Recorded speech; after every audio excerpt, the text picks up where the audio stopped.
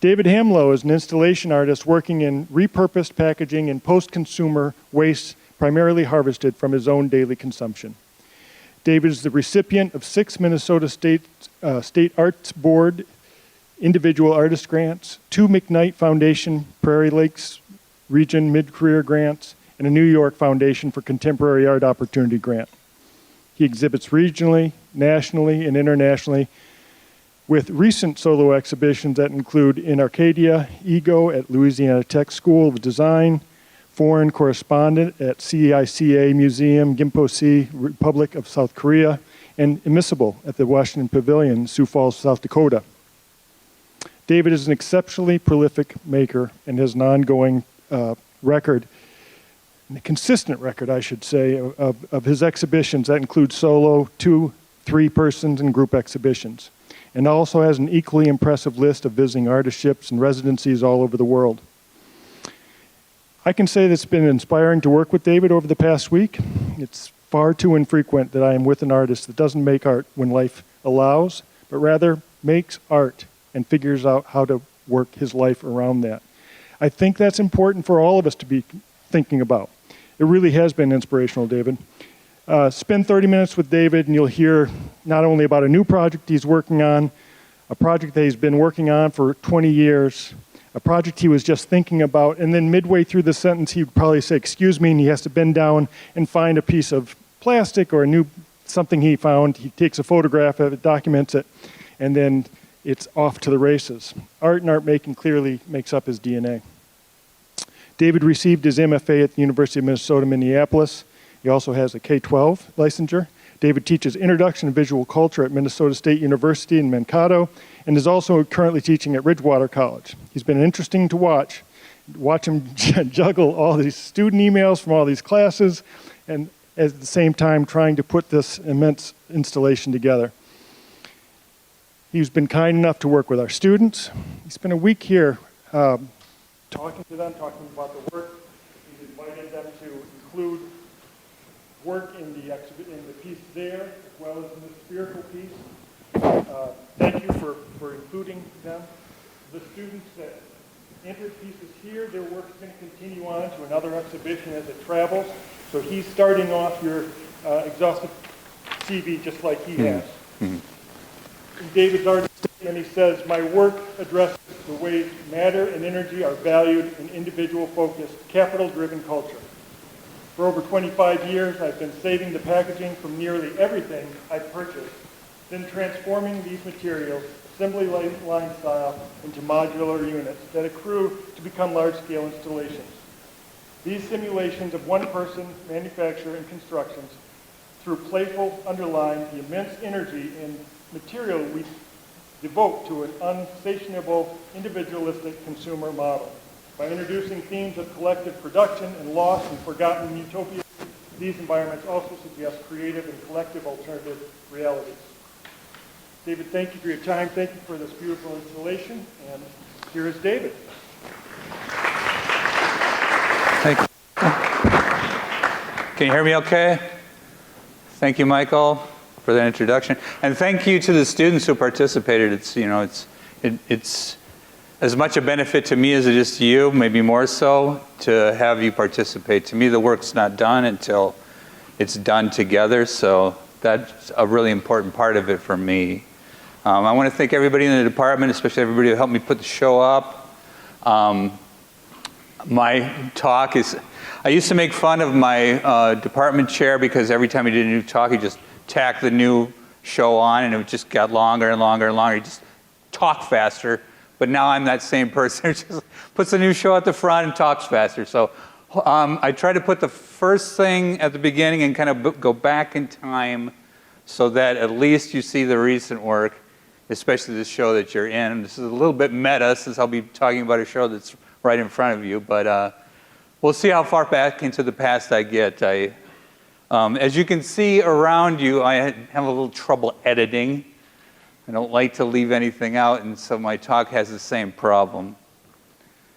So this is the current show, Soul, Moon, Maroons, and the title comes from 3 different intentional communities, or separatist communities, or utopian communities, whatever you want to call them, that I did a little bit of research on here in North Carolina. So most of these 3 places that I looked at, you can get to them in an hour, maybe a little bit more. They're not that far away from here. Most of them it's remnants. There's little left of those communities. And a lot of what's interested me lately is what makes people want to go away from society and form their own intentional community. And by intentional, I mean it's not just some town you move to. People decide together to go somewhere and live a certain way, usually with a kind of shared ideology that's often decided beforehand. Why do people do it? And I think more intriguing to me, why does it so frequently not work? Why often do these kind of communities seem to fall apart or dwindle away over time? As Michael was saying, pretty much everything I make, at least in its base core form, is made out of products and product waste from things I consume myself. So on that first level, it's always a self-portrait. This is me as a consumer. It's the kind of things I buy, and it's how much of it I buy. The exceptions are a few found objects. The piece right behind me, all the little things inside of it are things I found walking around on the ground. And when I saw something, I would take a photograph of it, pick it up, take it home, and I would be making tons of these containers to put them in. So those are the only real found objects in here. Then the other things that are not from my own consumption are the artworks that were made by other students. And usually I'll start at one school. Some students will make works that'll get added to a piece. Then I'll take it to another school, so they'll get to show it at another school. Then the students at that school will add things to it. And I keep going like that until the piece is full, and then I start a new one. I'm actually about to start another one at a residency that I'm currently at right now in Spirit. I had to fly back here for my talk, and then I'll fly back there again for that residency in South Dakota. So there's a combination of new and old pieces in this show. Like I said, pieces that were made specifically about utopian communities in North Carolina, and pieces that I made specifically for this show. The big wall over there is new to this show, but it will keep growing and go on to other places and have other students work added to it. The oldest thing is probably this brick wall behind you here in an S shape. I've been working on that piece since 2008, and there are currently over 2,000 individual bricks. They're not all here. I put as many as I could fit into the van, and lately it's like I finished putting the boxes in the van, and then I'm just shoving whatever I could fit into every nook and cranny. So it's maybe about a third of everything I have is in that wall right now. These I've been working on since 2015, and this is all of them. I think it's like 89 altogether. There's over 2,000 of these bricks. There's 60 of those bricks, and that's the way I work. I work modularly. I'm like a factory. I'm thinking about how all this stuff is manufactured in repetition. It runs through me as a consumer. Then I turn it back and start manufacturing again and make it into something else, and it accrues. And I'm always thinking about things that can become architectural in some way. They can either surround the viewer, equal or exceed the viewer in size, and it's giving you that sense of being overwhelmed by just what a single human being can produce and waste. Even all the windows that you see on everything here, that's from my own plastic and all the little bubbles here. So probably you consume some of the same things that I do, or things that are somewhat similar to what I consume depending on your life and your lifestyle. My consumption has changed somewhat as I get older, but some stuff has remained constant. And it just changes with however I change as a consumer. As an installation artist, I'm always thinking about the specific space. Many of you have heard when I talk to your classes that I say the painter paints on a canvas, the drawer draws on a piece of paper. The installation artist, the whole room is a canvas. And so when I get a show, I look at the photographs they send me, I look at the floor plan, and I start thinking about how can I reconfigure these elements that I have? How can I make new things to fit the space? With this particular room, I was thinking about height. you have this incredibly high ceiling. So I knew I wanted to make it at least one really tall piece. I knew you had this curved wall, and I thought, oh, this piece will look great on that curved wall. It'll accentuate the curve. And then I just knew it was a big gallery, so I brought as much architectural stuff as I could to fill it. Of course, when you get into the space and things change a little bit, there's no lift, so I couldn't go all the way up. At first, I thought I was going to hang that banner in the middle of the room because it works on both sides. And then I realized that with the way things were configured, I was going to have to change that plan a little bit. So there's also an exciting part where you respond to the space in person when you get there. So yeah, that piece is brand new. This is really old, but it's been in a million different shapes. So I always say, anything that follows the logic of brick masonry, this piece can become. So it's also been like a room. It's divided rooms in halves. Sometimes I send it off to people and just let them build whatever they want out of it. I don't necessarily have to be there for that to happen. This sphere is in its third show. It started at Louisiana Tech, at the School of Design there in Ruston, Louisiana. So a lot of the pieces that are in it were made by those students. Then it went to Ridgewater, which is a college in Minnesota where I live. It just hung out there. We didn't have time to make anything. And now your students have made 6 more pieces for that sphere. And you can see how I'm thinking about the space and how to fill it, how to make things look big, and how to draw your attention to the space.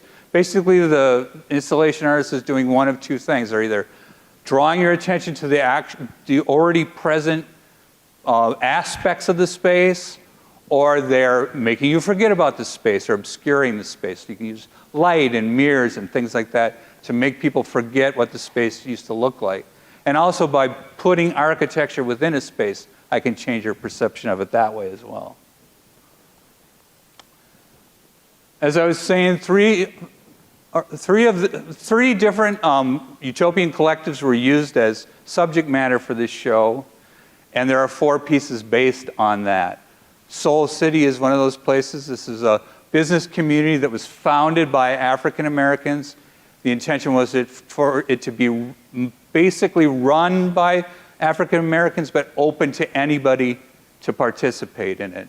And then several factors kind of worked together towards its demise at the end of the 1970s. So I knew I wanted to make a piece about that, particularly this huge monolith that sits outside the city. And that's just a little bit north of here. You could drive there in less than an hour.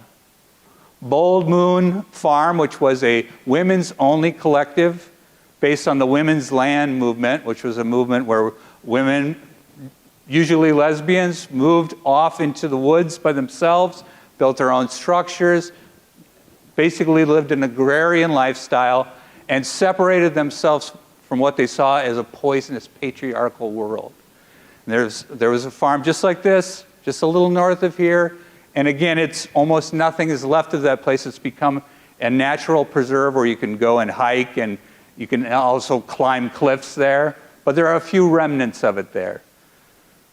This is a slightly different piece. It's not about utopian communities. Another thing I've been interested in lately is how we can change our consumption habits, but we really don't have that much control over how things come packaged to us. And we've also been basically lied to a great extent about what actually is recyclable, particularly in terms of plastic. So lately I've been using my materials to draw people's attention to the plastic industry. And it's particularly interesting to me to find a plastic company in the state that I'm visiting and make a piece based on that. So this is just dog food bags from my 2 big poodles. But I found a logo for a plastic company here in North Carolina. And to me, the kind of interesting irony of that place is that they make recycling bins. So they're making plastic recycling bins for the plastic that you put in there that probably never actually gets recycled. It probably gets sent to Asia and put into a landfill. So here's another piece from Bold Moon. This time I thought it would be fun to make a piece that related to the little shack that logo was on. And that's the piece that's kind of hiding behind the ball, right? We had to move the ball for this. I was interested in using the leftover materials from that piece there. You see how there's those little L-shaped pieces that are cut out of the paperboard. So I'm like, I bet you could do a drawing with this, so I was playing with that idea. And then finally, the Maroons, as I said, were self-emancipated slaves. So we used to like to say run away, but what are you running away from? You didn't ask to be in this situation. So these people didn't need to be emancipated. They emancipated themselves. And they went into the Great Dismal Swamp because they knew how to survive in that place, and they knew that the people that were looking for them weren't very good at doing that, so it was a place that they could be safe. And I use this bald cypress tree. It's a tree that thrives in the Great Dismal Swamp because it has this sense of resilience, and also because it sequesters carbon, so it actually makes the world a better place just by existing. So it's sort of an antithesis to me to the idea of slavery and enslavement. So I've been doing this for a while, working with this idea of utopias. Lately, whenever I apply for a show, the first thing I'll do is a little research on whether or not they have or had any intentional communities. And I'm usually mostly drawn to the ones that for one reason or another weren't able to continue and to exist.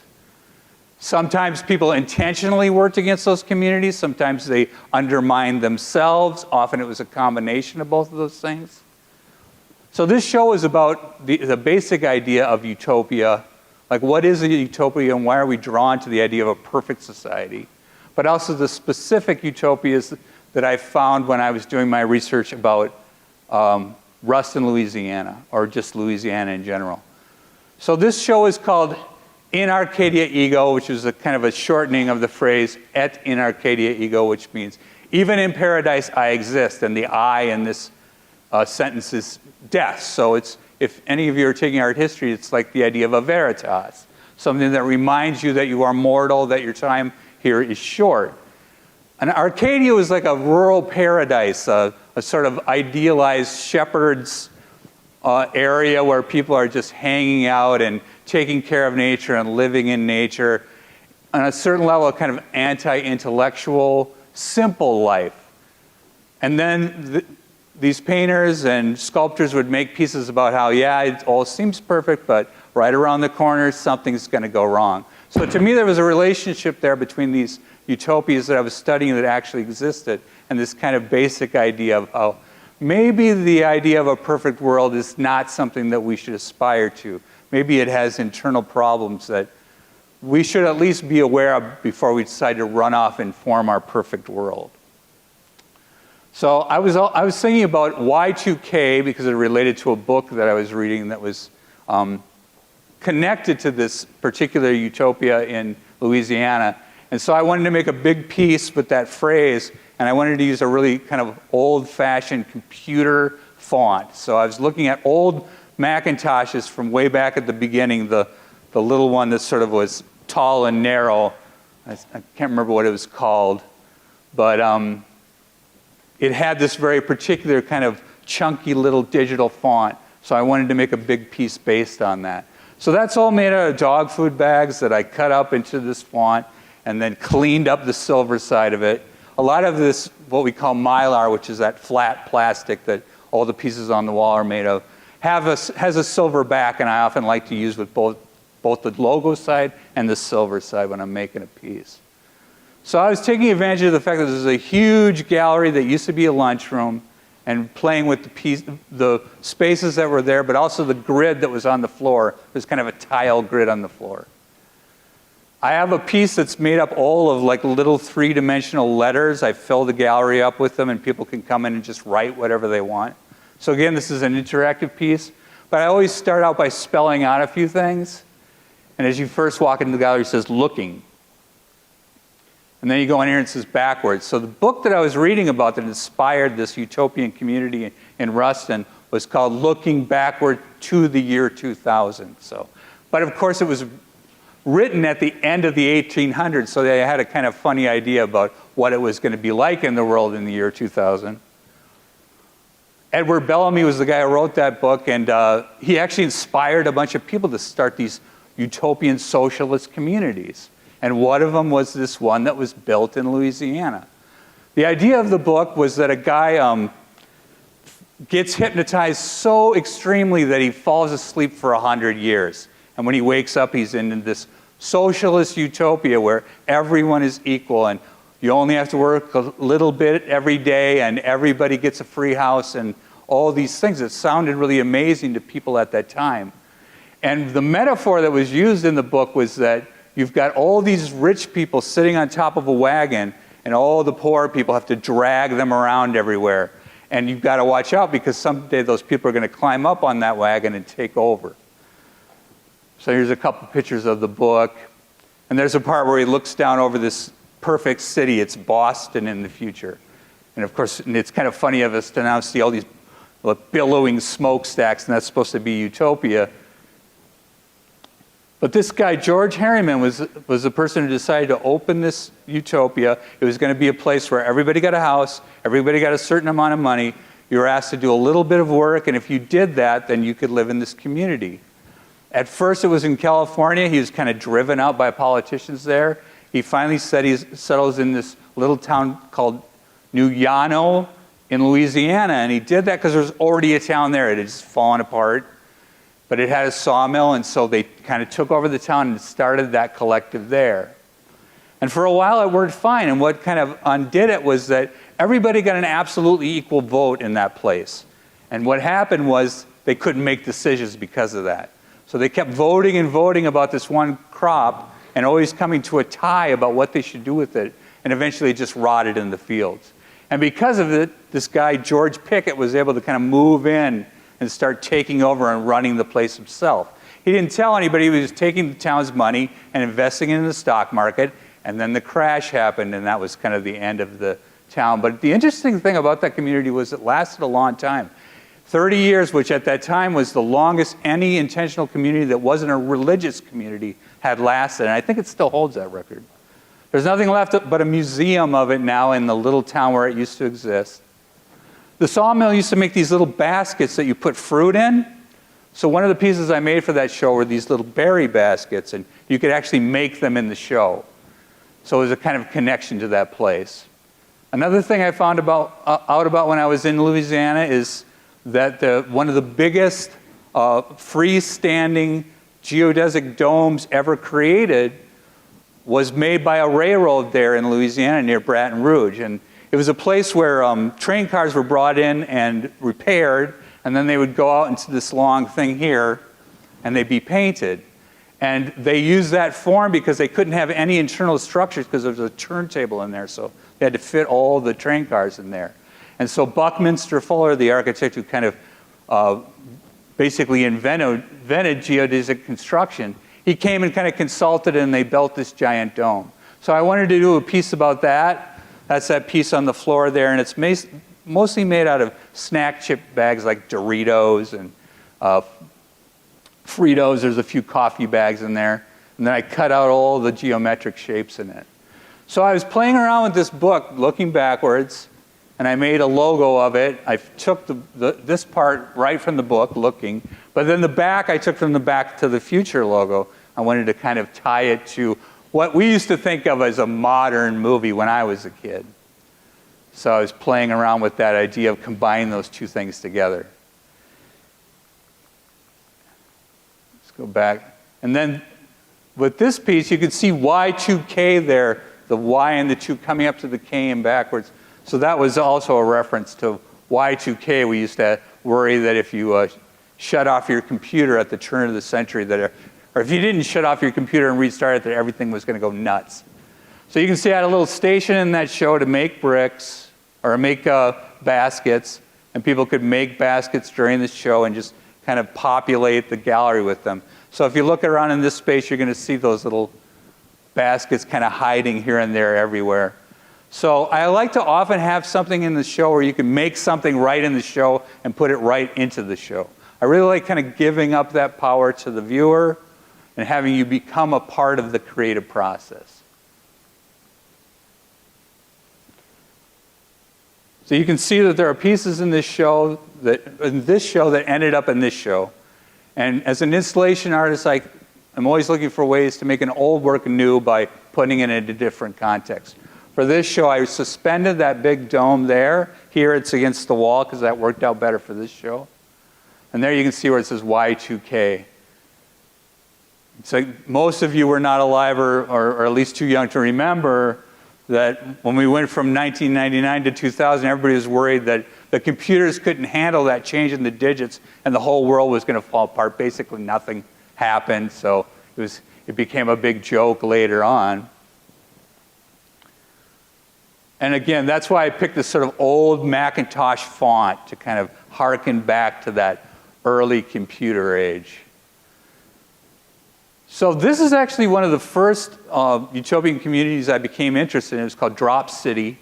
It was in Colorado, and it was a place where a bunch of artists and writers and theater people, all kinds of creative people, got together in the 60s and the 70s to kind of form their own community where there would just be free expression, free interchange of ideas away from the formal art world, away from academia.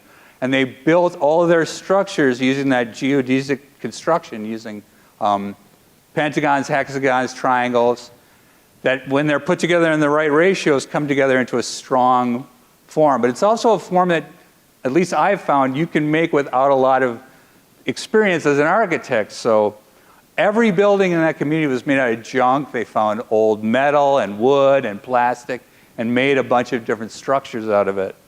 And so this was what was called the theater dome. It was a place where they had performances. Sometimes there'd be live painting in there along with theater, along with music, and everything would be kind of happening together.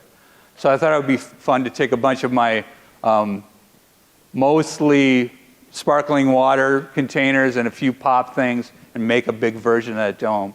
And then I hung it in the space. It curved a little bit so it kind of looked three-dimensional. And there you can see some of the original place and all the kind of innovation, all the different shapes they used. And again, this is a place that for a short period of time was very active, very free, and then people started running out of money, went back to the city, took real jobs. A lot of the people who founded this are now wealthy capitalists. But there's the original dome and then my version of it. So you can see that this is the first time I made a curved wall. I've made rooms, I've made straight walls, I've blocked off parts of rooms, blocked off doors, but this is the first time I made kind of a curved wall. This piece that's in this show, this is something I often do where I'll take some of my old paper from a particular period of time. This was October. And I'll start cutting out paper from the day that I got it into the shape of the day that it represents. So on Halloween, I eventually had some Reese's peanut butter cups that I made that last one. And often when I'm doing an installation, I'm still putting the numbers up on the wall because I'm still in the month. So a lot of times those things are happening while I'm in a place. This is based on an old modernist calendar, and I'm often playing with the tropes of modernism because they're always very clean and sophisticated, and I like to jam them through these crazy, loud, ugly materials and kind of get a tension between the cleanness of modernism and the kind of chaos of packaging. This is actually based on a wall that used to be at the University of Virginia. It's called the Serpentine Wall. And the first time I saw it, I was like, wow, this is so beautiful. And then I found out that actually these walls were put in the college to keep the slaves from escaping. So there's this sort of dark underside. So I'm always interested in how we have this kind of perfection and beauty and idealism, and then underneath it is something that's very not perfect, very questionable, and how there's that tension between those things. So I wanted to kind of play with that form for that reason.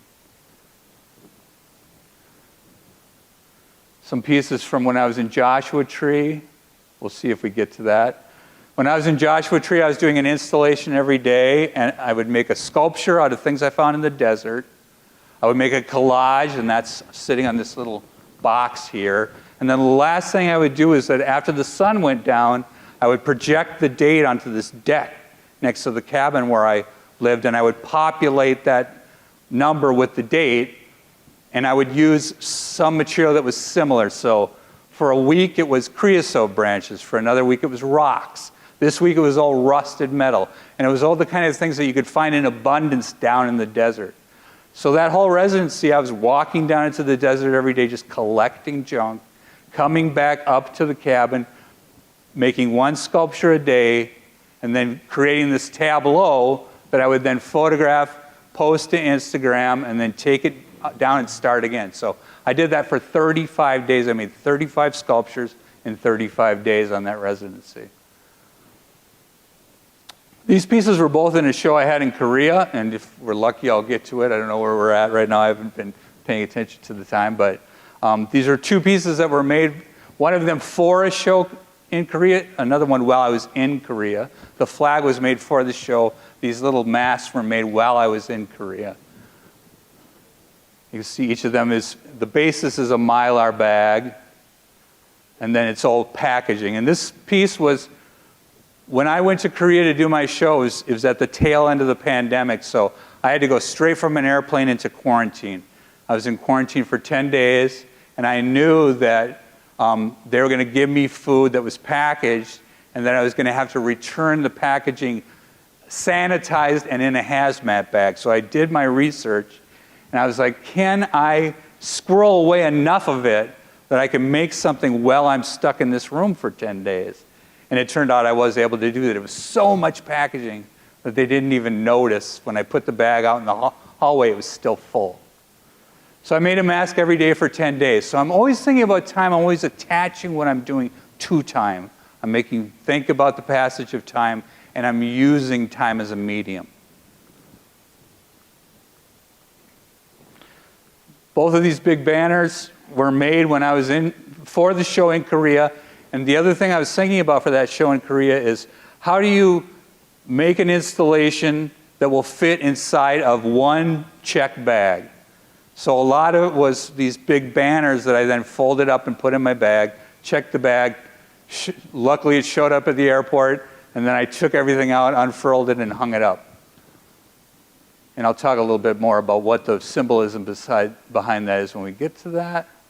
But it was related to a lot of the things that were happening during the George Floyd uprising and during the Trump administration. So this wall, that's what it's made out of there. Each of those is a little box with 2 compartments in it. Now there's getting to be so much tape on it that you really have to peer in there to see it. But this is when it was brand new. And you can see that there's an object in one side of the brick and it's empty on the other side. I asked people to adopt bricks, and then what they're supposed to do is put an object of their own junk in the other side, and then it becomes a conversation. I say it's a conversation between our junk drawers. You open up that drawer in the kitchen, there's all that stuff in it. You pull something out that you don't really need anymore, and you put it in the brick, and now you're part of the installation. So there you can see all those cardboard letters that I made, and whenever I show that in an installation, I stack them up, and then people come in the gallery and start unstacking them and writing things, making sentences. And so it's another piece that changes from day to day. I always start with a little bit of an installation and then let people just have at it and make whatever they want out of it. This is when the book was written, so I kind of snuck the date of that book into the show. And then you can see people making things out of it and playing around. So there's always some aspect of the show where you, the viewer, becomes the art maker. You are adding to my message, you're changing my message, and it evolves because of your participation. To me, it's going against the idea of the one single genius alone in his room making all the work. It's like I like the idea that you all become part of the art and part of the art making. It's like I'm sort of like the conductor, but you're the orchestra.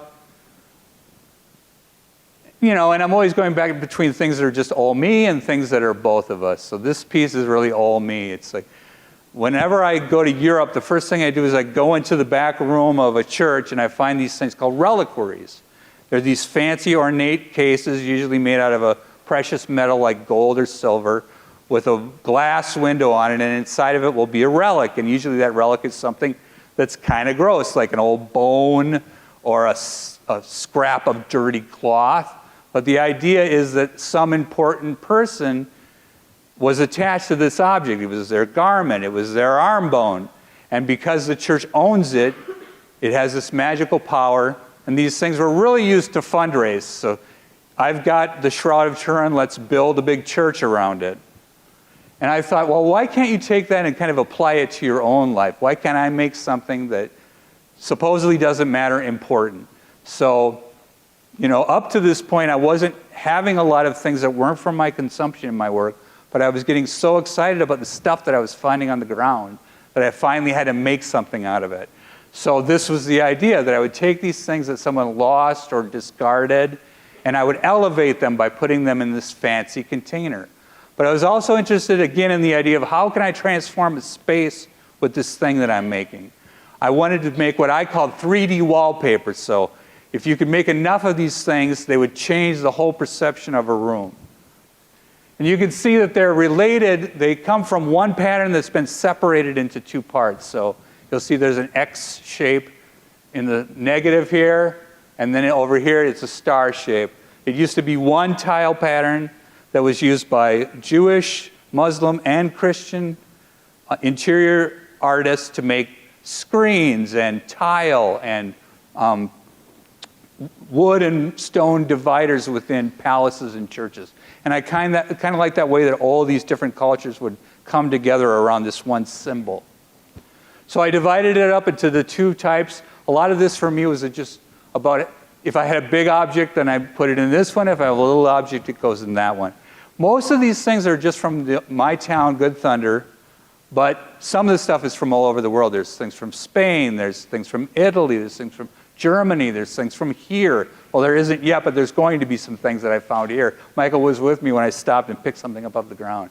So it's kind of a combination of the things that are very kind of intimate to my daily life and the times where I take off and go somewhere far away. Some of these I've sold to people. It was very hard to give up Hello Kitty. That was one of my favorite ones, but somebody bought that. And then the sphere, which I was talking about. This is its first time. And several classes at the School of Design in Ruston made pieces out of their own post-consumer waste that we put inside of the sphere. I just gave them clamshells at the beginning so they knew. We did it a little bit differently here, but they would know how big of a thing they could make. I like artworks, too, that everybody can stand around together and look at the different parts. And you'll get a chance to kind of walk around and see all the pieces. And there are now currently 5 new pieces from the senior artists here. I think we're waiting on one more of those. I always put the tape rolls in the installation at the end. I hide them in there, so if you look around, you'll find the tape rolls. So here you can see how I'm always just jamming the truck full of stuff. There's sort of the installation process. I've kind of thought it might be kind of cool to see how it would look on the floor. They made this, they used the what do they call that? I know nothing about technology. The laser burner thing to make my poster, and they used just existing boxes to do that. How am I doing on time? I have 5 minutes, okay. We're not going to get to a lot of stuff, so I'm just going to start scrolling through. This is a show in Korea. I actually had to climb up on a giant ladder with no hinge on it to hang that piece. I ordered the curtain rod and had it sent in the mail. And it was a huge ladder with no lock on it, so I thought I'm going to die in Korea putting up this show. Kind of the theme of this show was I found Korean artifacts and American artifacts that were somehow related to each other, and then I made versions of each. And then I did this type piece where I sent a bunch of people a letter, and then they kept the original, I kept the carbon copy and the colored copy, and then I put the carbons on a window in the gallery. So I knew there was a window in the gallery. I was thinking about that kind of thing. So you can see there's my check bag. This is me going into quarantine, and that was my room. 10 days I spent in that room. You can see how the whole show was in that bag. So just looking out the window, that's all I did for 10 days. Look out the window, make art at the end of the day. And I became intimately involved in this little neighborhood below my window. Watched a lot of TV. Korean TV is very interesting. Big amusement park in the town that I was in. Yongsi, it was called, one of the biggest amusement parks in the world. Now you can see the food I ate every day. I also had some candy and coffee sent to me so I wouldn't lose my mind. There's a hazmat bag. And that was just my studio, a little area in front of the mirror. And I would just take the Mylar bag that insulated the food, eat the food, use the packaging to make the mask. And they were based roughly on Korean masks. And all those pieces were kind of based on aspects of Korean culture. This was a scroll case that were similar to American things like the beat-up Old Glory. I was thinking about MASH because it was when I first decided to go to Korea for the show, it was the only thing I knew about Korea was MASH. So I thought it was funny to make trash 24/7. So this big banner came out of a protest that happened. The people who ran the U.S. Embassy put up a pride flag and a Black Lives Matter banner on the front of the U.S. Embassy. It was pretty quickly taken down by the Trump administration and replaced with a Korean War memorial banner. So making the whole thing in white like this was about kind of that erasure of that idea. Erase the pride flag, make it all white. But then when you go around to the other side of it, there's like this riot of color. First thing I did when I got to Seoul was just walk. I think I walked for 5 miles. I was just so glad to not be in a hotel room anymore. And I still got to spend some time in Seoul. Went to the museums. So I'm just going to end with the Joshua Tree stuff, if that's okay, because I know I'm over time. I lived in this cabin right on the lip of what was called an alluvial wash. So it's a big canyon, and the water used to wash out into that canyon. It still does if they get enough water. And then when I walked down there, it was just like a giant junkyard. So every day I'm making that installation out of the things that I find in the desert. Some of my buddies. That was my view. And this is the stuff I found down there. And I would just collect until I couldn't carry it anymore. A big aspect of the desert is the light. It just inspires you to make. So I made a lot of works that played with the light. Shotgun shells, broken glass, beer cans. That's the desert. You can see how that would go to Instagram every day. Every day I'm making stuff. And the collages actually were hashtagged in a way that they fit together into a larger pattern on Instagram. You can see, a lot of times I'm inspired by what I'm seeing down there. Also the themes of the desert, like UFOs. Just tell me when to quit and I'll just stop. I made a dome out of creosote. Let's see if we can quick get to that. I could go on and on.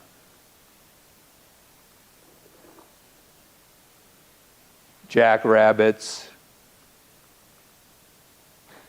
So I started making this dome when I was there. Creosote is probably the most common plant in the high desert of California. And there's always a lot of pieces of it just laying on the ground. There I am making the thing. It's put together with a cellulose tape, so it's partly biodegradable. It can be industrially composted. So I tried my best to put a little eco-ness into what I'm doing. But I was not trained as a sculptor. I'm just kind of catch as catch can. I'm trying to encourage the viewer to kind of think of themselves as capable of making anything. Birds liked it. That's not really true. I put peanuts on it, and so that's why they did it. There it is at night. And basically the tape just biodegraded and the thing eventually just kind of collapsed. I did go to the actual park a couple times and to some other places in California. I don't think we need to look at this show. You good? Let's stop there. All right. Okay, so thank you. It is a little over time, but I mentioned in here that David is prolific to say the least. You kind of see what I do here. That kind of thirst and desire to make art perfection. Hopefully you can sense some of that. But first of all, thank you, David. Mm-hmm. And I think you'd be willing to answer questions. Oh, yeah. Absolutely, because there's lots of things I didn't get to, so please, you have questions? Yes? Well, that's a really good question. I think that I am chaotic. Like my materials are chaotic. I'm a chaotic person. I'm not neat. I'm not structured. And this gave me something to kind of pin what I was doing onto and give it an order that doesn't come naturally to me. So that's why I think. And then from there, once I got interested in pattern, I just started looking for it. And especially if you travel, you're going to see it everywhere. But also, I feel like pattern is a huge part of the vernacular culture of America. It's the way a lot of day-to-day normal people bring art into their lives. So, but that's the basic reason why I do it. It can bring order to chaos. Yes.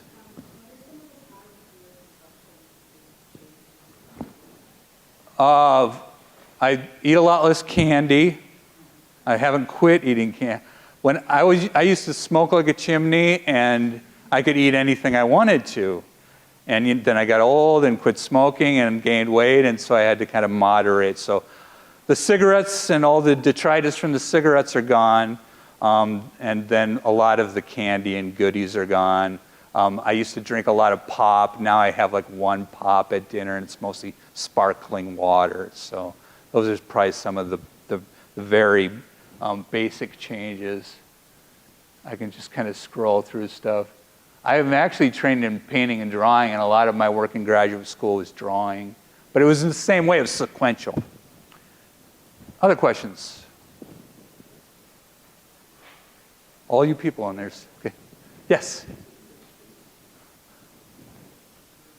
Do I have favorite works? Oh, that's a really good question. I think I'm like a lot of artists in that I'm really attached to whatever I'm doing right now. So that breeze block wall you've probably seen this kind of pattern brick.